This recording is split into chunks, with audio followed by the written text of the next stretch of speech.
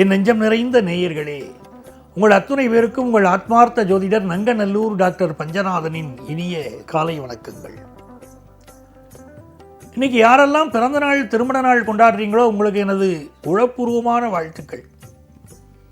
இந்த காலை பொழுது இனிமையான காலை பொழுதாக அனைத்து நேயர்களுக்கும் அமையப் போகிறது. இந்த நாள் நல்ல செய்திகளை உங்களுக்கு கொண்டு வந்து தரப்போகிறது. இது நம்முடைய இன்றைய ராசி பலன்கள் நிகழ்ச்சி. இந்த நிகழ்ச்சியில் இன்னைக்கு நவம்பர் மாதம் 23ஆம் தேதி 2025ஆம் ஆண்டு பலன்களை பார்க்க போறோம். தமிழ் வருடத்தில் இது விசுவாவசு வருடம், ஐப்பசி மாதம். மன்னிக்கிறோம், தமிழ் வருடத்தில் இது விசுவாவசு வருடம், கார்த்திகை மாதம் 7ஆம் நாள் ஞாயிற்றுக்கிழமை. சந்திர பகவான் இன்னைக்கு மூலம் நட்சத்திரத்தில் பயணம் செய்கிறார். சாயந்தரம் 6:38 வரைக்கும் மூலம் நட்சத்திரத்தில் பயணம் செய்வார். மேஷராசி என்பர்களே, மேஷராசிக்காரர்களுக்கு இந்த நாள் மிகச்சிறந்த வெற்றிகளை கொண்டு வந்து கொடுக்கும். காரணம் என்ன? பாக்கியஸ்தானத்தில் சந்திர பகவான் இருக்கார், கேது பகவான் 5ஆம் இடத்தில் இருக்கார். 2 திரிகோண ஸ்தானங்களில் இப்படி கிரகங்கள் இருக்கு. இன்னைக்கு பக்கத்தில் உள்ள கோயிலில் போய் பிள்ளையாருக்கு அகல் விளக்கு ஏற்றி வழிபாடு செய்யணும். இல்லை மலைக்கு மேலே பிள்ளையார் இருந்தால் மலை பிள்ளையாரை போய், மலைக்கு மேலே இருக்கக்கூடிய பிள்ளையாரை போய் சென்று வழிபடணும். உச்சி பிள்ளையார் தரிசனம் இன்றைக்கு வெற்றி தரும். திருமணத்துக்கு நல்ல வரன் அமையும். வெளிநாட்டிலேருந்து நீங்கள் எதிர்பார்த்த தகவல் வந்து சேரும். இந்த கேளிக்கை விஷயங்களில் ஈடுபடுகிற போது மட்டும் கவனமாக இருக்கணும். ஒரு ஜாலியாக ஃப்ரெண்ட்ஸோடு போய் என்ஜாய் பண்ணுவோம் அப்படின்னு தோணும். என்ஜாய் பண்ணுறது தப்பில்லை, விபரீத விஷயங்களில் ஈடுபடக்கூடாது. வியாபாரிகளுக்கு நல்ல கான்டாக்ட்ஸ் இன்னைக்கு டெவலப் ஆகும். ரிஷபராசி என்பர்களே, மிக மகிழ்ச்சியான ஒரு நாளாக இந்த நாள் அமையணும் சொன்னால் இன்னைக்கு பொறுமையாக இருக்கணும். புதிய முயற்சிகள் செய்யக்கூடாது. வண்டி வாகனங்களில் கவனமாக போயிட்டு வரணும். பெற்றவர்கள் உடல் நலத்தில் அக்கறை எடுத்துக்கணும். உங்க ஹெல்த்தையே நீங்க பார்த்துக்கணும். இது ஒரு பொறுமை காக்க வேண்டிய நல்ல நாள். சூரிய பகவான் 7ஆம் இடத்துல செவ்வாயோடு சேர்ந்திருக்காரா? நெருப்பு விஷயங்களில் எச்சரிக்கையாக இருங்கள். மின்சார விஷயங்கள்ல ரொம்ப கவனமா இருங்க. அரசியல்வாதிகள், அதிகார பதவியில் இருக்கக்கூடியவர்களை பகைத்துக் கொள்ளக்கூடாது. ராசி என்பர்களே, மிக மிக மகிழ்ச்சியான ஒரு நாள். 2ஆம் இடத்துல குரு பகவான் இருக்கார், 7ஆம் இடத்துல சந்திர பகவான், 3ல கேது. அற்புதமான கிரக அமைப்பு.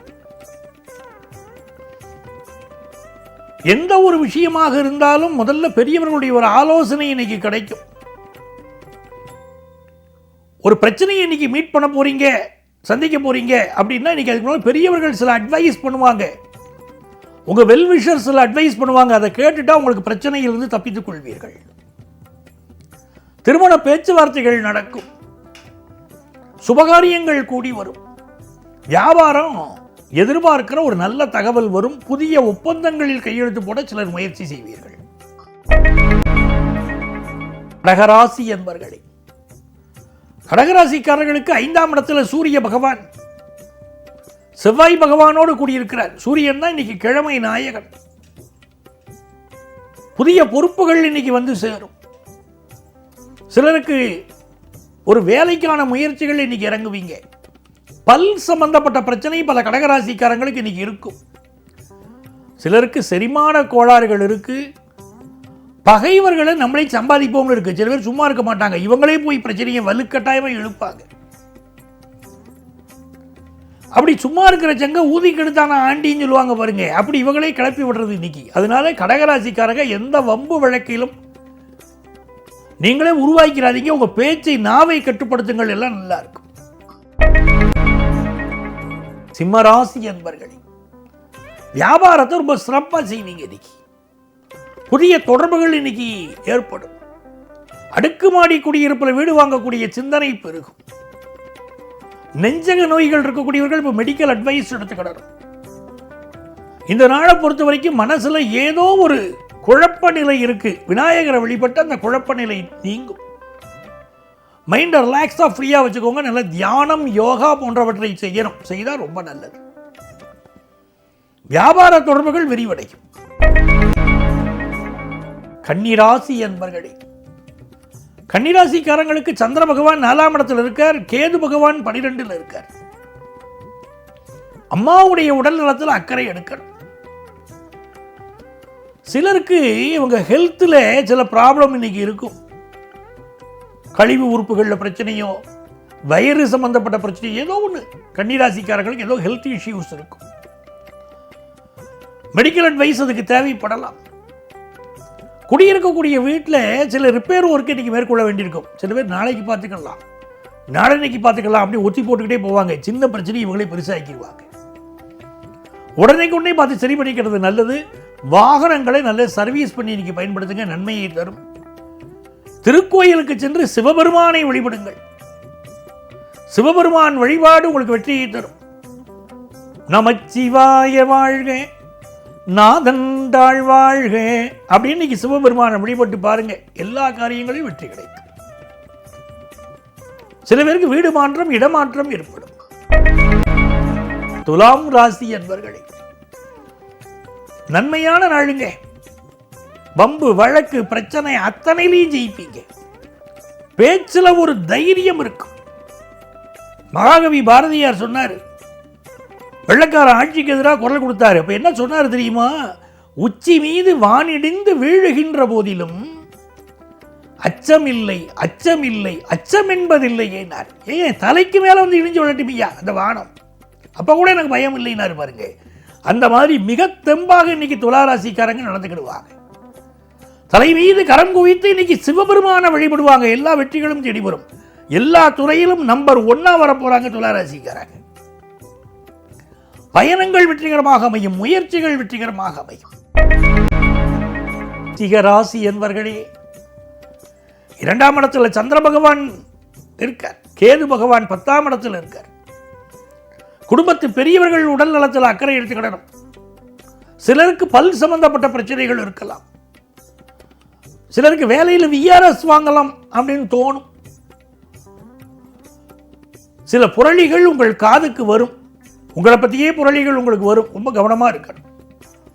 நெகட்டிவ் கருத்துக்கள் தெரிவிக்கிறதை இன்னைக்கு விட்டுட்டோம்னா நாள் நல்லா இருக்கும். இந்த நாள் பயணங்கள் வெற்றிகரமாக அமையும். வியாபாரம் சிறப்பாக இருக்கும். தனுசு ராசி என்பர்களே, நன்மையான ஒரு நாள். சந்திரன் நம்ம ராசிக்குள்ள உட்கார்ந்திருக்கார். தேக ஆரோக்கியத்தில் அக்கறை எடுத்துக்கிடணும். ஒரு படபடப்பாவே இன்னைக்கு நம்ம இருந்துகிட்டு இருப்போம். ஸ்ரீராம ஜெயம் எழுதிட்டே வரணும். எழுத எழுத எழுத நன்மைதான் இன்னைக்கு. இந்த நாள்